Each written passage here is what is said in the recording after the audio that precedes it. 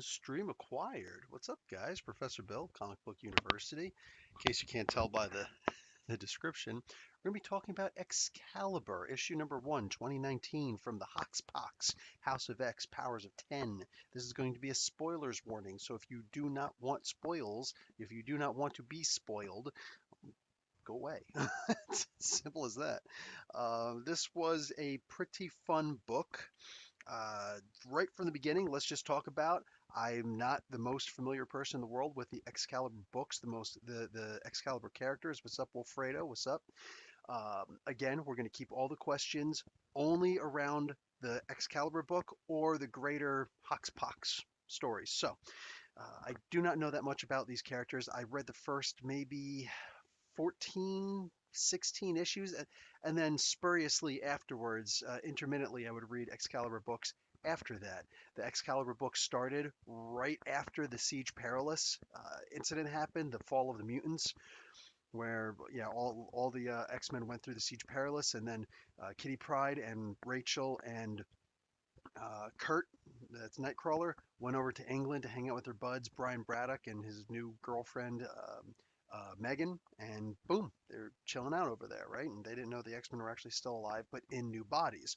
One of the people who went into a new body was Brian Brian Braddock. That's what's his face, Captain Britain, his sister. Captain Britain is in and of himself not actually mutant, but he was chosen to be the champion of Otherworld, which is where Camelot essentially is. Brian Braddock's sister, however, is Betsy Braddock, Psylocke. And she eventually, when she went through the Siege Perilous, she wound up, we found out later, she took over the body of Quanon. And now Quanon and Psylocke have actually, so Quanon and Betsy have actually been separated. So they could both still pretty much do what they did before. It's just Betsy now does this big sword here.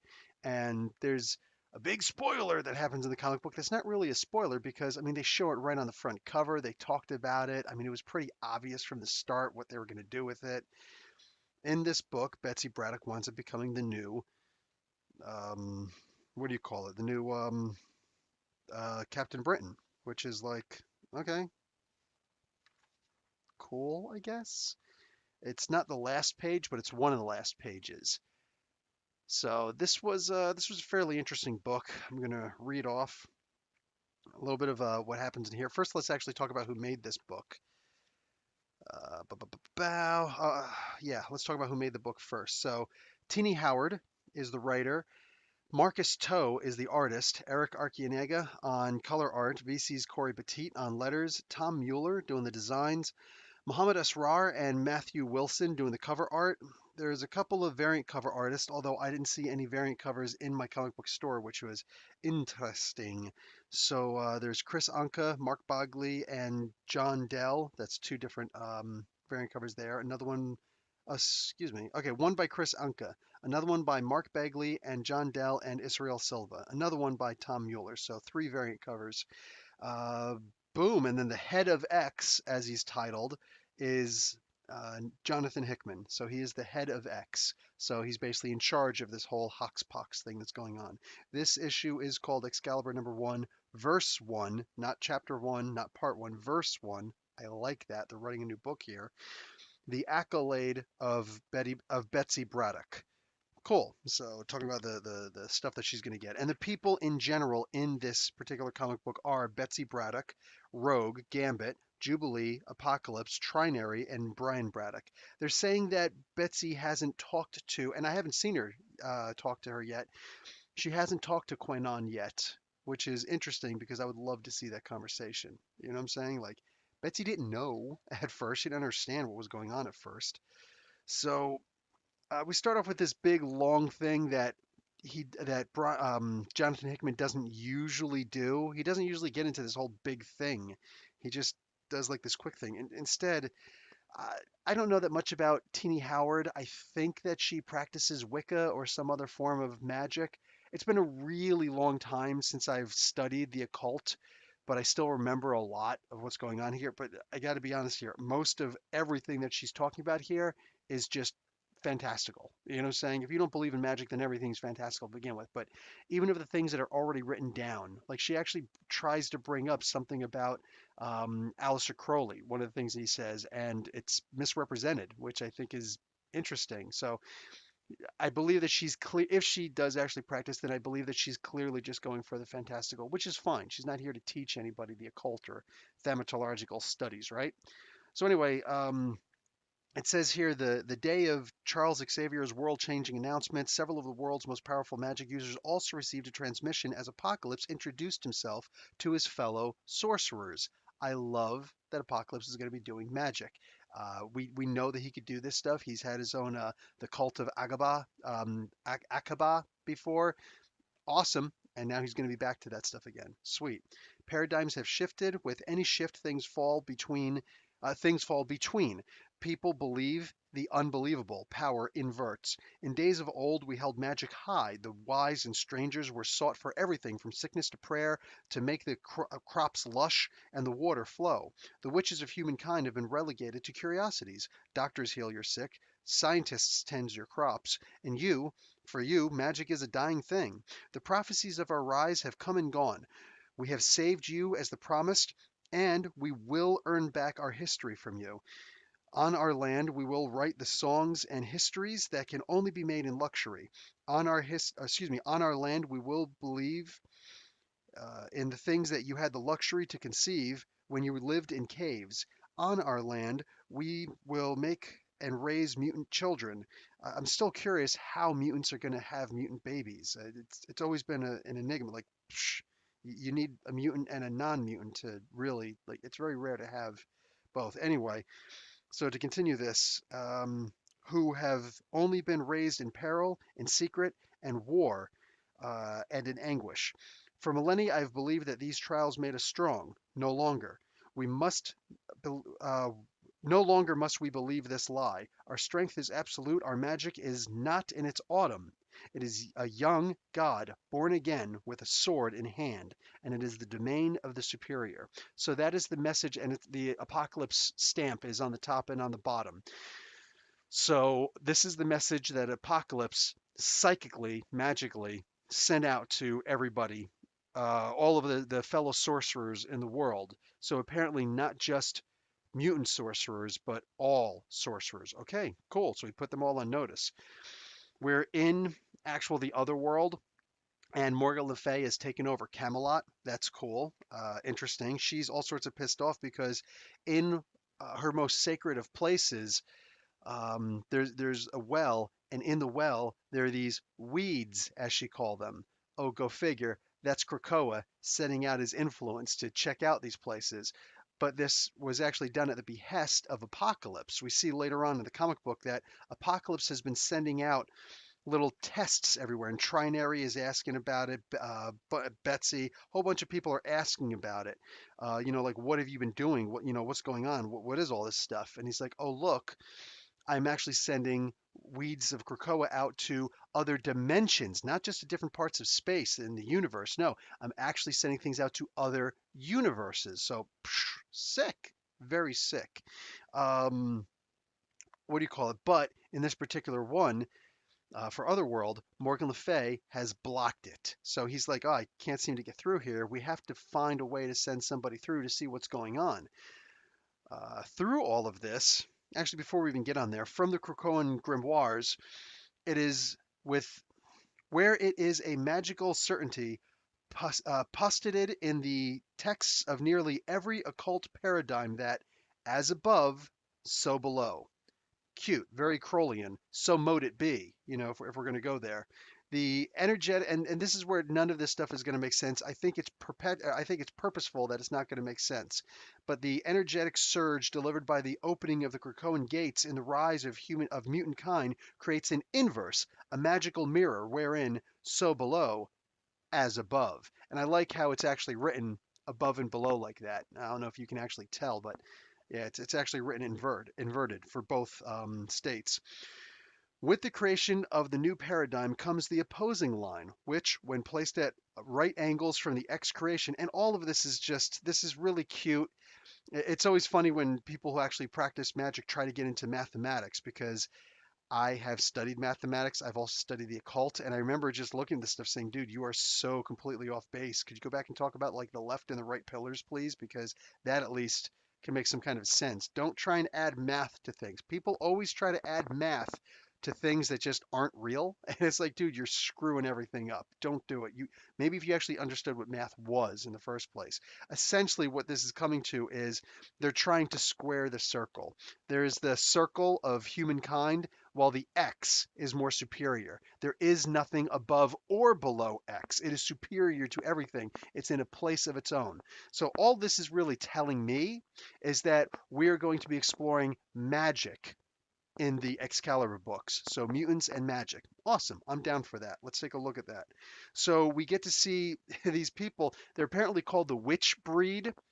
I've never, again, don't know that much about the Excalibur comics. Okay, only but some. I haven't even read a quarter of them, but close enough. Anyway, boom. So there's these characters here. They're apparently mutants. And Morgan Le Fay shows up. She calls them the witch breed. She also calls them druids at one point, I think. But anyway, these guys just like, holy crap. And, they're mortals, and Morgan Le Fay is a little bit pissed off at them. And she's like, what do you guys know about the weeds that are growing in my pond? Oh, we don't know. I think this is a new thing that the mutants over in, Earth plane, they're doing stuff. So, okay, well, here's what I want you to do. I want you to go and find out more about this stuff and destroy this stuff, okay? And I'm taking away, like, I'm cutting you off of all magic until you get this done. And they're like, wow, seriously? So mutants of Otherworld, they're about to get screwed over. Well, the main one, this blondie girl here, she winds up killing all the other mutants because one of the things that Morgan Le Fay says is either you do this for me or you're never going to get your magic back and I'm going to conscript you into my armies and then we'll see how long you last there. Forced conscription. Wow, that's messed up. So with this being the case, she what do you call it? She decides to kill the other ones to I don't know what exactly that did for her. Like they give an excuse. It's like it is what it is. I don't know. Maybe she takes whatever residual magic they had. It's a weird thing. Anyway, there's a little bit of Jubilee in this book also. It looks like she's going to be a part of this book.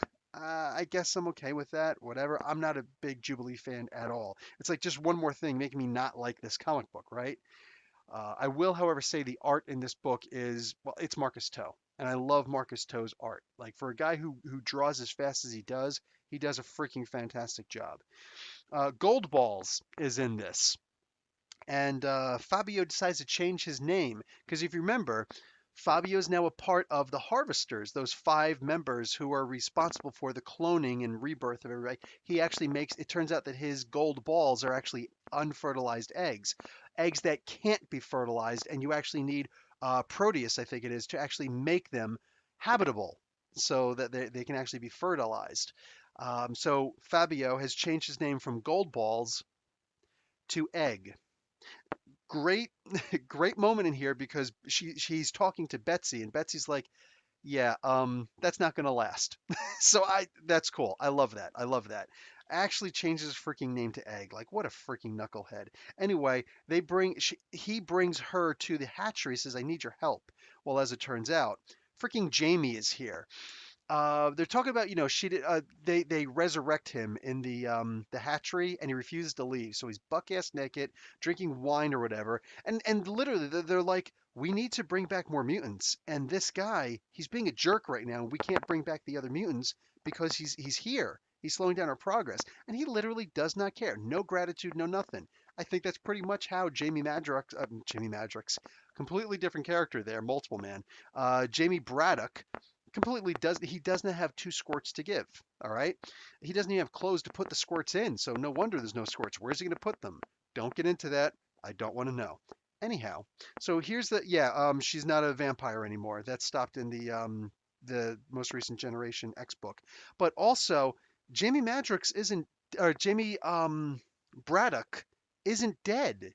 We just saw Jamie Braddock in Otherworld and in Earth going up against Black Widow in the how many I think it was just a one shot. You remember the Infinity Countdown books? She was just in that book and Merlin helped her to stop Jamie Braddock. So I don't remember him killing her. Like did Merlin kill him and I didn't realize that he killed him because I'm pretty sure I'm pretty sure he was already alive. So that's a weird one that they have to bring him back. He was never dead. Anyway, that's just my understanding of it. Maybe I'm completely wrong. So anyway, he doesn't want to have anything to do with Brian. That's Captain Britain for now. But Brian has sacrificed so much trying to help out his insensitive brother that he's just like, I want to see him anyway.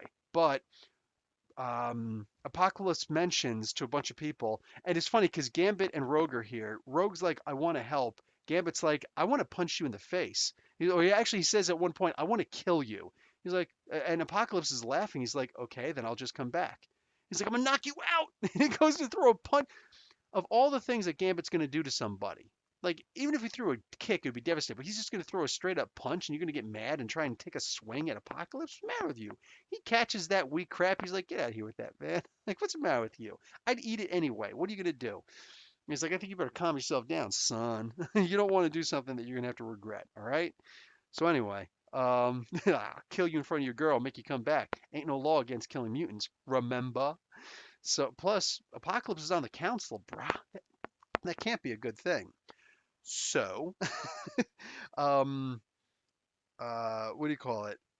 Um, they're really amping up Psylocke's abilities in here too. Like I know she's pretty powerful, but like she actually like she's not Omega level. Jamie Braddock is Omega level.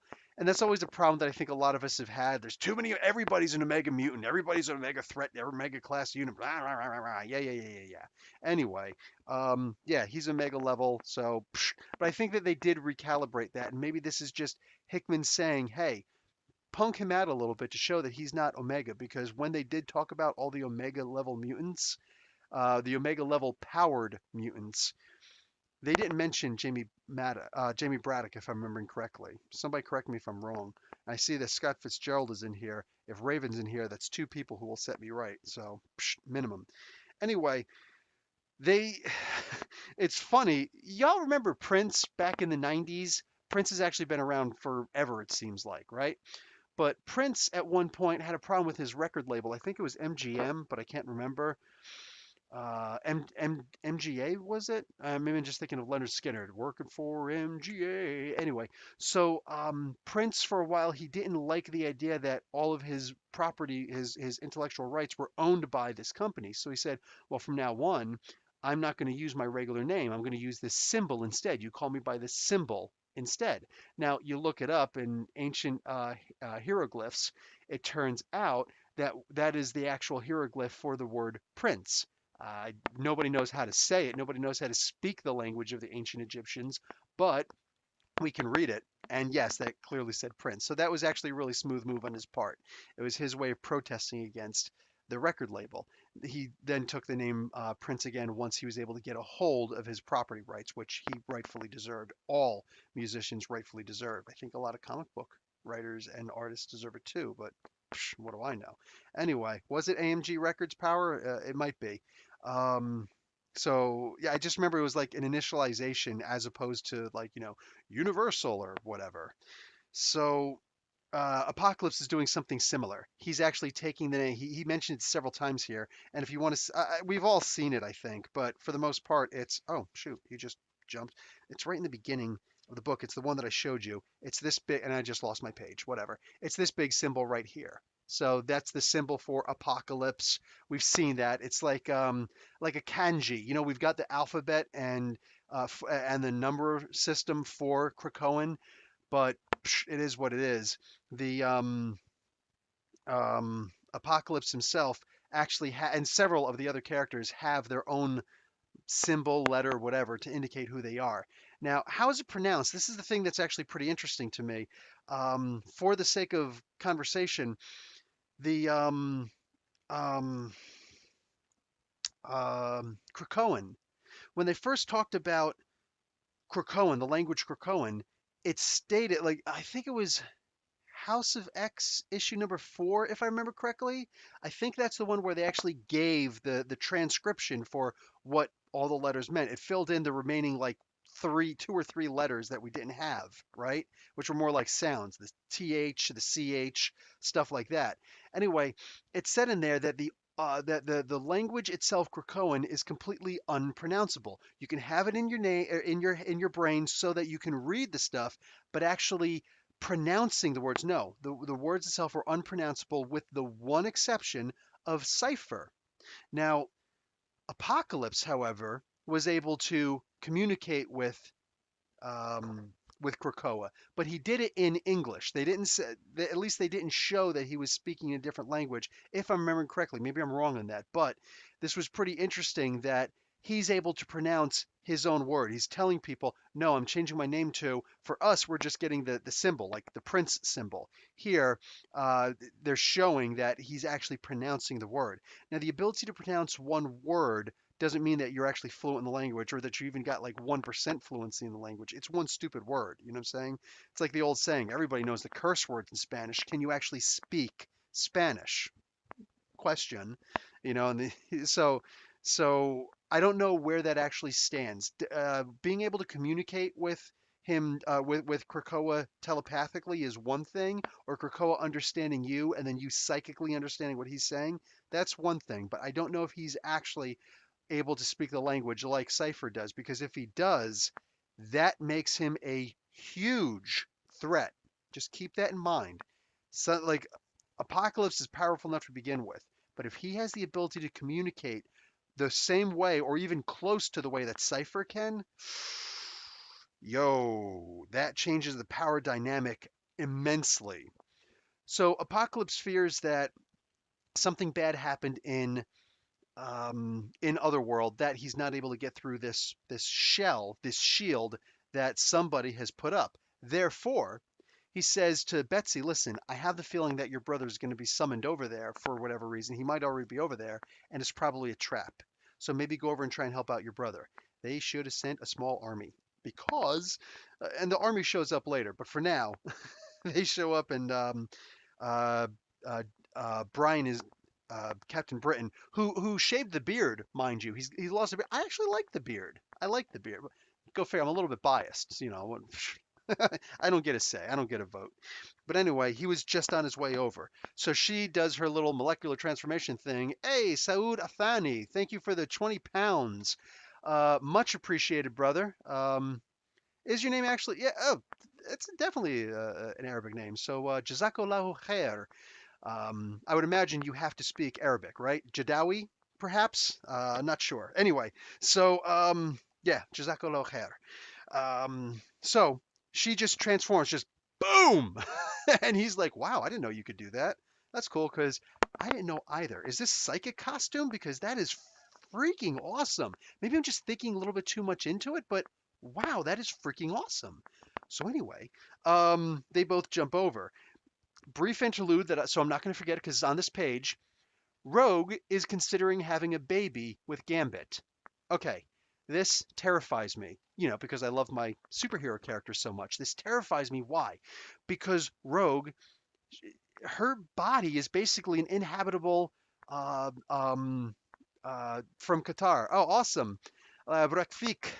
Shukran, shukran. Um, so what happens now? He R- Gambit, of course, is down for this, but Rogue can't have a baby unless, of course, we saw in the Mr. and Mrs. X books by Kelly Thompson that mutant collar. Beast was able to change that into a bracelet instead, so it looks really cool and stylish, and it's not bad. So anyway, they're all just like check this out, man, and so maybe she's going to wear that. The trick is to wear that for 9 months or so. Are we saying that there is not going to be a time, and mind you, I'm already speculating that she would have to wear that anyway, because she does have some level of control over her power, but all it takes is a briefest of moment, especially in that first 3 or 4 months, where that baby is not even formed into an actual baby, it's just a fetus at this point. If she just has the slightest misstep, a bad dream, and suddenly her powers activate for a moment, wow, like that baby's dead. You know what I'm saying? So check this out. Arabic. Arabic. Yes, I speak Arabic. I was in the Middle East for like 5 years. So that's where I got the name Professor Bill from. So what happens now?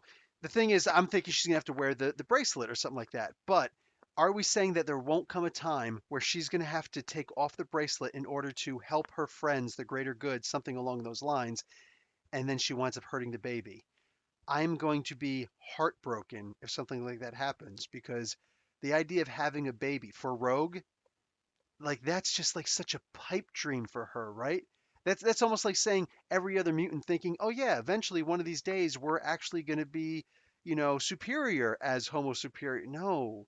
It's like nobody believes it. Nowadays they do, but nobody believes that. But like that's going to be freaking heartbreaking if they pull something like that, man. Wow. Wow. Anyway, so Betsy and Brian go over, and right away, this is great. I don't need to look at the rest of the comic book. This is great because freaking Morgan Le Fay is there, and she is now in charge of Camelot. And it looks to me as though Brian didn't know this. Captain Britain didn't know this. So she's like, "Oh, hey, you you only have your powers so that you can what do you call it, be the champion of the throne. Well, I control the throne, so you have to listen to me, right?" He's like, "Yes, command me, my queen." And it's like it's almost like robotic. So he says, this witch breed, kill her." This is amazing because now I'm understanding that witch breed is actually an insult. Like Betsy's like, witch breed? What? What'd you call me? Witch breed is basically, the idea of you're a mutant. You have the mutant strain about you. Wow. So we've got another insult, another curse for the mutants. I've never heard that before. Maybe it's already existed. I never heard that before. That is wicked. So, oh, I see Scott Fitzgerald making a great point about maybe the surrogate thing using Gold Ball's eggs. Excuse me, eggs, actually. He changed his name, all right? Be fair. So, anyway, that's actually a really good idea. I like that. Um, so, so he's got to do this. He's trying to take the medallion, the thing that actually has his powers, and touch her with it in order to kill her. Oh, from the 1602. You know what? I've got to do a spotlight on story on that one of these days because I remember reading that. I don't remember which breed being mentioned there. It doesn't mean I'm right. It doesn't mean I'm right at all. Eventually, some more people come in to help. Rogue winds up getting jacked up, and she's look. I'm never going to complain when Rogue's naked. I'm never going to complain, but she gets like naked, and she's surrounded by flowers, and somehow there's some kind of a magical spell placed on her. But what happens is, and I already showed you in the beginning, um, Betsy winds up taking over she winds up taking the amulet from Captain Britain, her brother, because he gives it to her. He's like, "No, I'm not gonna, I've got to fight this." And Morgan Le Fay's like, "You know what? I don't really need your mind." So she takes over his body and surrounds him in black armor, basically making she doesn't I don't remember her saying it in the book, but she basically makes him her Black Knight. Oh, this is so bad. So so he gives her he's saying, "Take the damn thing." And she does take it, and he basically gives the power over. So now she becomes the new uh, Captain Britain. With that amulet, she's going to have the armor now, so that's going to allow her to use the power outside of Great Britain or outside of Otherworld, which is cool. I don't know how long she's going to need this for. Whatever. I don't know why they're going to do this necessarily, but hopefully it's going to be a good thing. But this is fairly interesting. Um, for the most part, I was enjoying this. Oh, actually, there's a really important thing here. We were talking about the cult of Aqaba before, right? Well, guess what? In Otherworld, there's the Coven of Aqaba, and this chick who wound up killing the other witch breed, she winds up joining them, and she's accepted. Okay, so the cult of Apocalypse, excuse me, the Coven of Apocalypse, which is another cult of Apocalypse, is operating in Otherworld. They're super secret underground.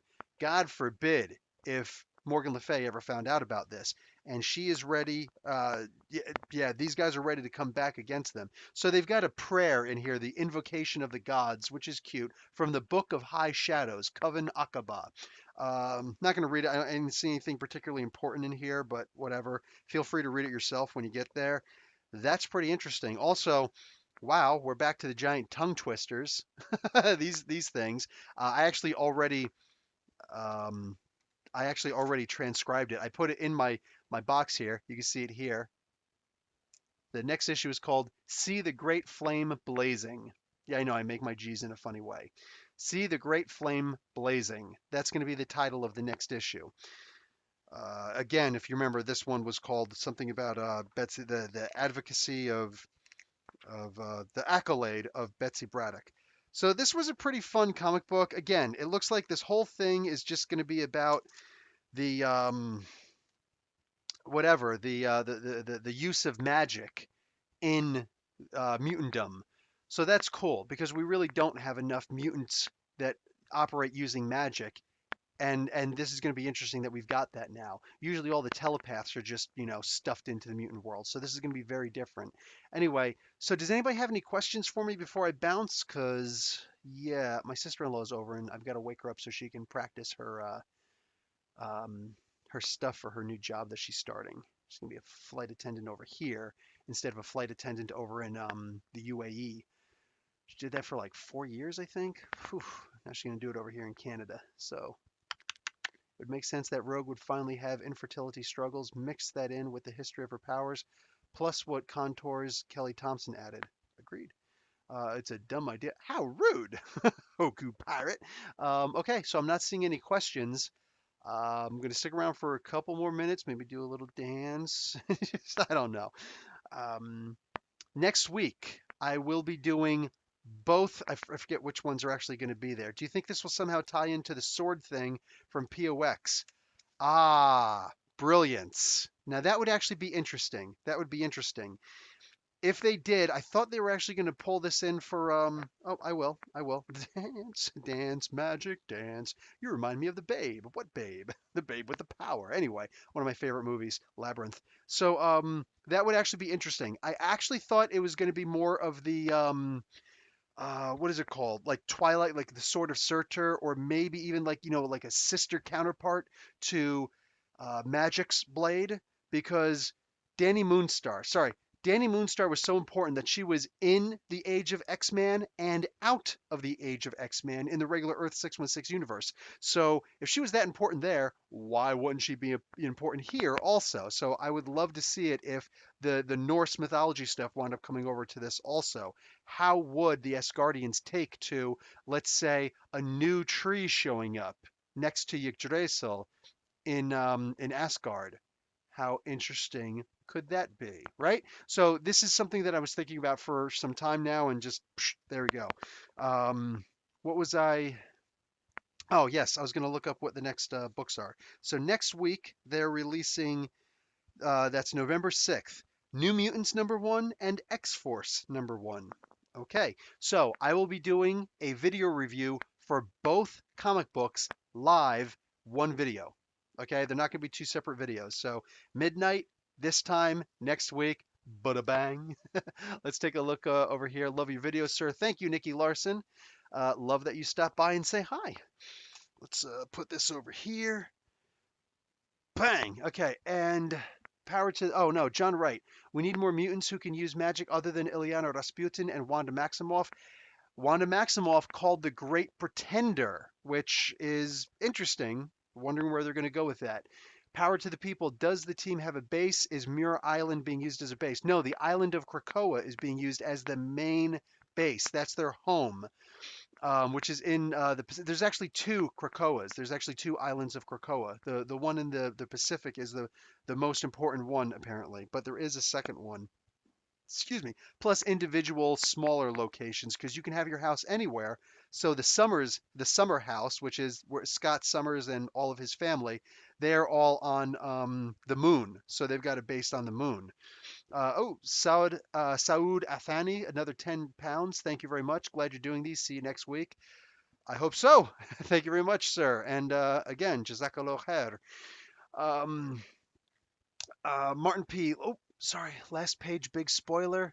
Yeah, it was a pretty big spoiler. It was a pretty big spoiler. Okay, let's go back up and see what some of these guys do. Yes, Forge did make a gateway into the wastelands. He used the technology that already existed, though. So there's that the what's his name? The Maestro was using. So I don't know if they're going to go to different time periods. That would be interesting. Plus, what if they actually open up the Marvel Zombies thing? Maybe that's how it happens. So that book is here. That'll be in my bulk reviews though. Heard X Force is going to be good. So my only question for tonight is who likes N's new look? En Sabah Noor, he actually kind of had this look in his hippie type book for House of X. I'm expecting to get through all of my books. I've got a lot of books, but I'm expecting to get through them pretty quick. Unfortunately, I've also got this to add to the mix, the previews book, which is a huge video that I have to put into multiple parts. That's always a trouble to do, but whatever.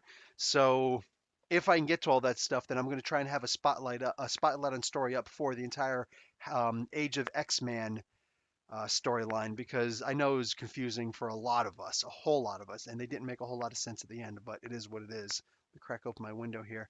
Um, but I do like the new look. I'm cool with it. He doesn't need his armor anymore, right? He's a different guy. He even changed his name because he has to evolve. One thing I liked about time displacing O5 Beast magic training with Doctor Strange. Hell yeah. How much of a trust deficit will Apocalypse be working with among the other team members? Wanda was considered an inhuman, but we'll see what's up. Evolutionary mutate, that would be interesting if they did that instead. Did you notice the crystals Apocalypse and Blonde Girl had at the end? I did. I don't know exactly what they're going to be doing with those. But also in the beginning, he was using that crystal to try and see if, he could get the gate going through. So I am curious about those. We'll see what's up with that. Oh, Pixie. Pixie can do magic? I don't remember that, but cool if so. I guess it'd be nice if she could do more than just fly, right? Uh, Mariana Stern. Yes, what is the Mariana Stern? Is that something important here? Yes, Naam, Ana Kalam Arabi, Ahi. Um, Lakun Shwe Shwe. How much of a, oh, nope, already saw that. Okay, so good. We're done with the questions. Okay, so reviews starting at 3 a.m. and I've still got a couple more videos to edit and I've got more comics to read. So we'll see what's up with that. I expect to do 14 individual reviews, 15 if you include this one, and then I'll start on my bulk comics review and I'll start doing the previews mag and then we'll see what, where the chips fall from there. Feel free to check out my sponsor, Beautiful Halo, right there. Aside from that, I'm out. Thanks, guys. Professor Bill, Comic Book University. Class dismissed.